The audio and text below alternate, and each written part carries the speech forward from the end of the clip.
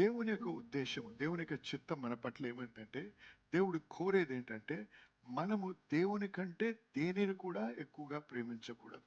అది వ్యక్తి అయినా, వస్తువైనా, మరి ఇంక పదవైనా, పేరైనా, ప్రఖ్యాతి అయినా. దేనిని కూడా దేవుని కంటే ఎక్కువ ప్రేమించకూడదు. దేనినైనా మనం దేవుని కంటే ఎక్కువ ప్రేమిస్తే అది మనకు విగ్రహముగా మారుతుంది. దేవుడికి మన హృదయం అనేటువంటి స్థానంలో, మన హృదయం అనేటువంటి సింహాసనం మీద ఆయన తప్ప ఇంకెవరు కూడా ఉండకూడదు. కానీ అనేక మార్లు మన జీవితంలో ఏమవుతుందంటే, దేవుని ప్రేమిస్తాం కానీ ఇతర వాటిని కూడా, ఇతర వస్తువులనో, ఇతర పదవులనో, లేకపోతే పేరునో, లేకపోతే అంశాలనో, లేకపోతే మన వ్యాపారాన్నో ఎక్కువగా ప్రేమిస్తాం. అదేంటి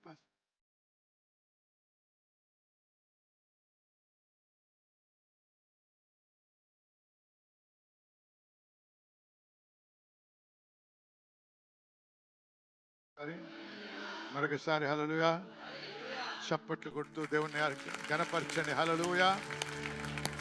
దేవుడు మన మధ్యలో అద్భుత కార్యాలు, క్రియలు జరిగించే సమయం ఇది. ఆమేన్. తన వాక్యమే తన శక్తి. ఆ వాక్యం ఎప్పుడైతే మన హృదయంలో నాటబడుతుందో, ఆ నాటబడిన తర్వాతే, నాటబడక ముందు కాదు, ఎప్పుడైనా ఒక విత్తనము భూమిలో నాటబడిన తర్వాత, దాన్ని నీరు కట్టిన తర్వాత ఆ విత్తనము మరణించి, ఆ యొక్క విత్తనంలో నూతన జీవం వచ్చి ఒక వృక్షముగా మారి ఫలాన్ని ఫలిస్తుంది. కానీ అది నాటబడకపోతే ఫలించలేదు. అనేక సార్లు మనం వాక్యం వినేటప్పుడు ఒక చెవితో వింటాం, ఇంకో చెవితో వదిలేస్తాం. అది నాటబడనివ్వము. అందుకే అనేక మంది దేవుని నమ్ముకున్న బిడ్డలు కూడా ఫలభరితమైన జీవితం జీవించలేకుండా మరి సాక్ష్యము లేని జీవితం జీవిస్తూ ఉన్నారు. వింటాము కానీ అనుభవించం, వింటాము కానీ దానికి లోబడం, వింటాము కానీ వాక్యానుసారంగా జీవించము. ఆ వాక్యానికి మనము మరి పర్మిషన్ ఇవ్వం, అనుమతి ఇవ్వం మన జీవితంలో పనిచేయడానికి. నమ్ముతాము కానీ సంపూర్ణంగా నమ్మం. ఏదో అనుమానంతో నమ్మినట్టు నమ్ముతూ ఉంటాం. పని చేస్తుందేమో అని ఒక రకమైనటువంటి అపనమ్మకము. అటువంటి హృదయం ఉంటే ఆ విత్తనం ఫలించదు. కాబట్టి దేవా, నాతో మాట్లాడడమే కాదు, దేవా ఆ వాక్యము నా హృదయంలో నాటబడి ఆ వాక్యానుసారమైన జీవితం జీవించడానికి సహాయం చేయనైనా అనే తపనతో, ఆశతో ప్రతి వారం వచ్చి ఆ వాక్యం వింటూ ఆ వాక్యాన్ని మనం నాటబడి ప్రార్థన ద్వారా, విధేయత ద్వారా నీరు కట్టాలి. ఆ విత్తనానికి నీరు కట్టే పద్ధతి ఏంటి? ప్రార్థన, విధేయత. ప్రార్థన ఒకటి సరిపోదు, ప్రార్థన కావాలి, విధేయత కావాలి. అప్పుడే ఆ నీరు ఆ విత్తనంపై పనిచేసి ఆ విత్తనములో దేవుడు ఏదైతే జీవాన్ని ఉంచాడో ఆ జీవము విడుదల చేయబడుతుంది. హల్లెలూయా. అప్పుడు మనం ఫలించగలం. దేవుడు ఆ విధంగా మీ అందరినీ దీవించును గాక. దయచేసి కూర్చోండి. హల్లెలూయా. మరి ఉదయకాలంలో వాక్యములోకి వెళ్ళకముందు కొన్ని విషయాలు మాట్లాడతాం. గత వారంలో మనం 21 రోజుల ఉపవాస ప్రార్థనలు జరిగించాం. ఉపవాస ప్రార్థన ఎప్పుడైనా గమనించండి, మనం దేవుణ్ణి ఏదో బలాత్కారముతో మన జీవితంలో ఏదో జరిగించడానికి చేసే ప్రార్థనలు కావు. ఉపవాసం ఎప్పుడు కూడా దేవుణ్ణి మార్చడానికి కాదు చేసేది, మనము మార్పు చెందడానికి. ఉపవాసము దేనికి? మనల్ని మనం తగ్గించుకోవడానికి. కీర్తనకారుడు ఏమన్నాడు? I humble my self through fasting. ఉపవాసము ద్వారా నా ప్రాణమును నేను తగ్గించుకుంటున్నాను, నన్ను నేను తగ్గించుకున్నాను. అంటే ఉపవాసము నా మేలు కొరకు, దేవుని మేలు కొరకు కాదు. లేకపోతే ఉపవాసం ఒక నిరాహార దీక్ష కూడా కాదు. నువ్వు నేను అడిగింది ఇవ్వకపోతే నేను తినను. చూసారా, అలా కదా నిరాహార దీక్షలు చేస్తారు. ఉపవాస ప్రార్థనలు నిరాహార దీక్ష ప్రార్థనలు కాదు. ఉపవాస ప్రార్థన దేవుణ్ణి మార్చుతుంది, నన్ను మారుస్తుంది. ఇవి ఎప్పుడు మర్చిపోకూడదు. కాబట్టి ఈ ఉపవాస ప్రార్థనలు చేసే సమయంలో దేవుడు మన హృదయముతో, మన మనస్సుతో మరి పరిశీలిస్తూ ఉంటాడు, మరి దాన్ని పరీక్షిస్తూ ఉంటాడు, మనం మార్పు పొందడానికి. ఆమేన్. హల్లెలూయా. ఆమేన్. చూడండి, ఎందుకంటే అనేక సార్లు మన దేవుని నమ్ముకున్న బిడ్డలమే కానీ అనేక మార్లు ఎన్నో విషయాల్ని బట్టి, పాపము చెయ్యాలని కాదు కానీ మరి సాతాను మనకు పెట్టే శోధనని బట్టి దేవుని యొక్క మార్గంలో నడవకుండా తప్పిపోతుంటాం. ఎందుకు? ఏదో ఒక రకంగా ఒక వేరే అట్రాక్షన్ వస్తుంది. డిస్ట్రాక్షన్ అంటారు దాన్ని. ఈ డిస్ట్రాక్షన్ ద్వారా మనం దేవునికి తక్కువ సమయం ఇస్తాం.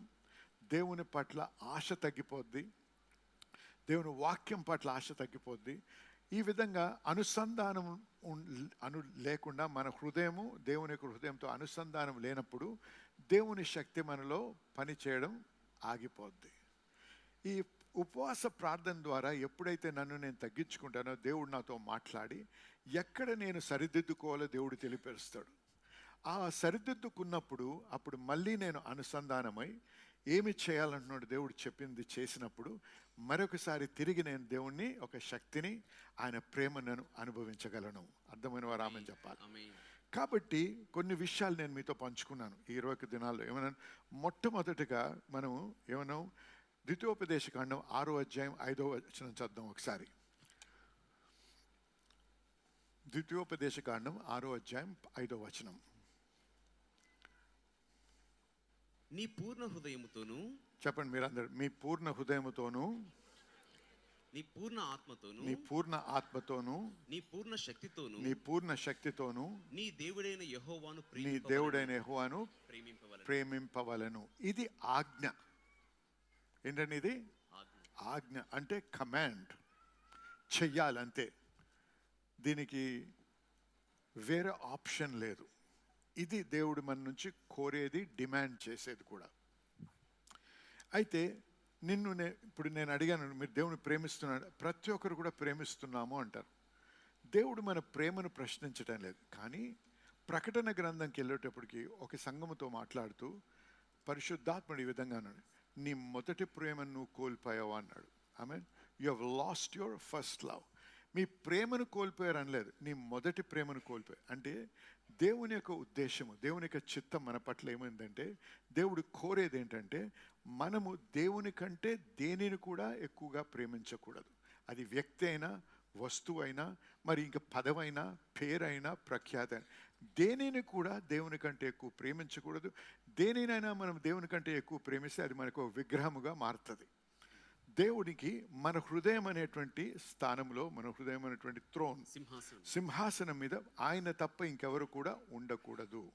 కానీ అనేక మార్లు మన జీవితంలో ఏమవుతుందంటే దేవుని ప్రేమిస్తాము, కానీ ఇతర వాటిని కూడా, ఇతర వస్తువులనో, ఇతర పదవులనో, లేకపోతే పేరునో, లేకపోతే అంశాలనో, లేకపోతే మన వ్యాపారాన్నో ఎక్కువగా ప్రేమిస్తాం. అదేంటి పాస్టర్ గారు అలాగెలా అంటున్నారంటే, గమనించండి. మీరు దేవునికి ప్రాముఖ్యత ఇస్తున్నారా? దేవుని దగ్గరికి రావాలి, దేవుని ఎక్కువ తెలుసుకోవాలనేటువంటి ఆశ మీలో ఉన్నట్టయితే దానిని బట్టి మీరు ఏం చేస్తున్నారు? మీ క్రియల ద్వారా మీ హృదయాన్ని దేవునికి మీరు వ్యక్తపరుస్తారు. నేను ప్రేమిస్తున్నాను ప్రేమిస్తున్నాను ప్రేమిస్తున్నానని చెప్పి నేను ఏమీ కూడా చేయకపోతే అది ఒట్టి మాటలు, నిజమైన ప్రేమ కాదు. నా భార్యకి నేను ప్రేమిస్తున్నాను ప్రేమిస్తున్నాను ప్రేమిస్తానని చెప్పి కట్టుకోవడానికి గుడ్డలు ఇవ్వను, తినడానికి తిండి ఇవ్వను, లేకపోతే ఉండడానికి గృహం ఇవ్వను. అది నిజమైన ప్రేమ కాదు. అది అది అది ఉట్టి మాటలు తప్ప నిజమైన ప్రేమ కాదు. ఈ రకంగా అనేక మంది మనం ఏం చేస్తున్నాం, సంఘానికి వచ్చి దేవుణ్ణి ఆరాధిస్తున్నామని కన్నీరు కారుస్తాం, చప్పట్లు కొడతాం, ఇదే ప్రేమ అనుకుంటాం. అది ప్రేమ కాదు. అది శక్తి లేనటువంటి మాటలు, నిజమైన హృదయం కాదు. నీ నిజమైన హృదయం దేవుణ్ణి ఎక్కువగా ప్రేమిస్తావు, అన్నిటికంటే ఎక్కువ ప్రేమిస్తున్నాడు. కొన్ని క్రియల ద్వారా చూపించాలి. ప్రార్థనకు ప్రాముఖ్యత ఇస్తున్నావా? గంటసేపు ప్రార్థన చేస్తున్నావా? వాక్యం ప్రతిరోజు చదువుతున్నావా? సంఘానికి వస్తున్నావా? సంఘములో సేవ చేస్తున్నావా? వీటి ద్వారానే నేను వ్యక్తపరుస్తాను. ఇప్పుడు ఒక వ్యక్తిని నేను ప్రేమిస్తున్నాను, ఏమి చేస్తున్నాను? ఆ ప్రేమను వ్యక్తపరచడానికి ఏం చేస్తున్నాను? దానిని బట్టి ఇప్పుడు చూడండి, నువ్వు ఏమంటారు, 2-3 పిల్లలు, నువ్వు నా అన్నని ఎక్కువ ప్రేమిస్తున్నావు అంటారు. అందరినీ ప్రేమిస్తున్నావు, నువ్వు అన్నని ఎక్కువ లేకపోతే నువ్వు చెల్లిని ఎక్కువ ప్రేమిస్తున్నావు అంటారు. దేన్ని బట్టి చెప్తున్నారు అలా విధంగా? ఎక్కువ గిఫ్ట్స్ ఇవ్వడము, ఎక్కువ సమయం గడపడము, ఎక్కువ కాలు మీద కూర్చోబెట్టుకొని బుధకరించడము, వాటిని బట్టి ఇంకో సహోదరు, బ్రదరో సిస్టర్ ఏమంటారు, నువ్వు ఆయన్ని ఎక్కువ ప్రేమిస్తావు. అర్థమవుతుంది నేను చెప్పేది?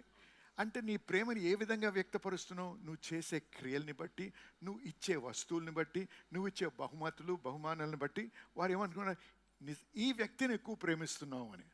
అర్థమైన వారు ఆమె చెప్పాలి. చూసారా? అలాగే నువ్వు దేవుణ్ణి ప్రేమిస్తున్నావు, ఉట్టి మాటలు మాట్లాడవద్దు. ఉట్టి మాటలకి విలువ లేదు.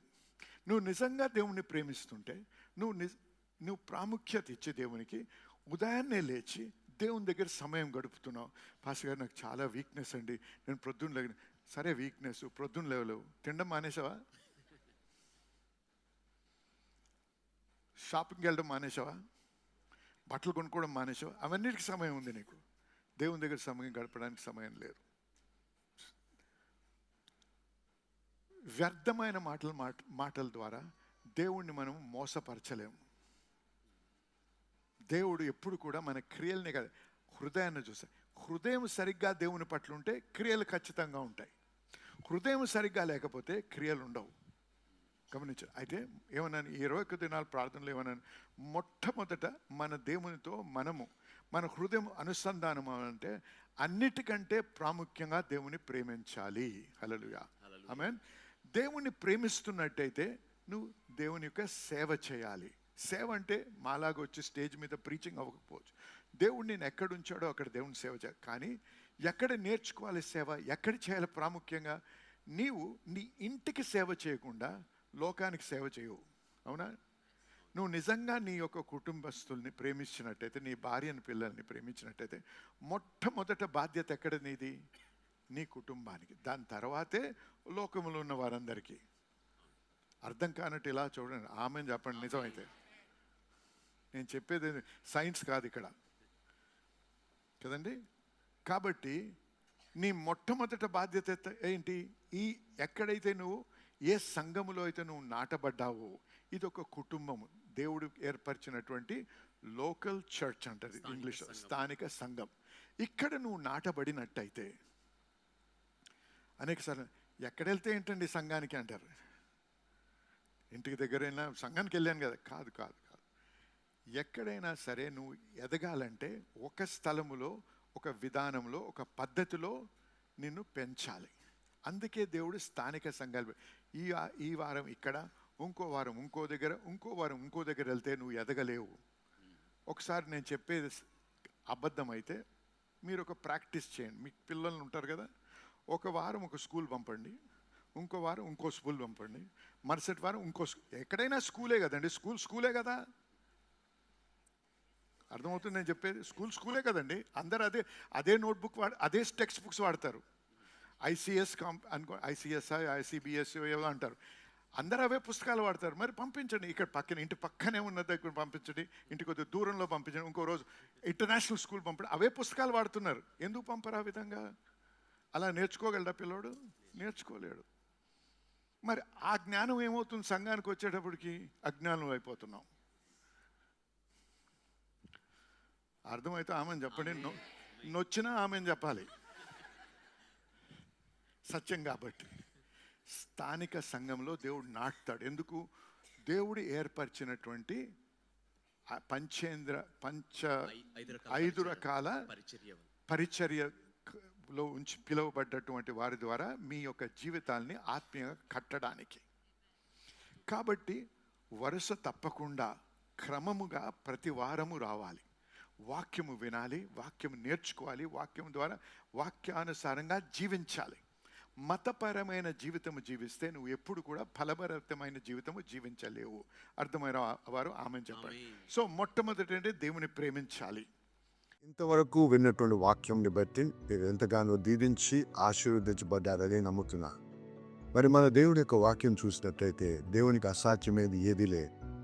మనము అనేక కష్టాలు, లేకపోతే అనారోగ్యాలు, లేకపోతే అనేక అవగతవకలు ఎదుర్కొంటా ఉంటాం. మన దేవుడు అద్భుతాలు చేసే దేవుడు. కాబట్టి మీ కొరకు, మీ స్వస్థత కొరకు, మీ యొక్క ఇబ్బంది నుంచి విడుదల కోసం ప్రార్థించాలని ఆశిస్తున్నా.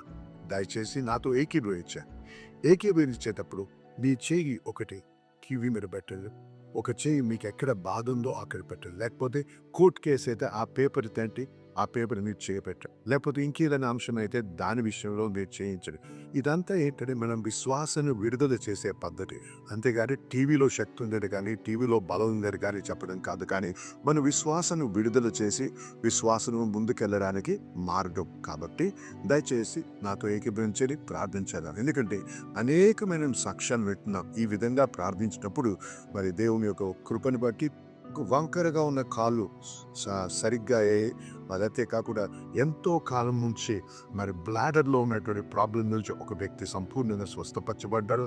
క్యాన్సర్ నుంచి, ఎయిడ్స్ నుంచి, రకరకాల రుగ్మతల నుంచి విడుదల పొందిన వారు సాక్ష్యాలు మేము వింటా ఉన్నాం.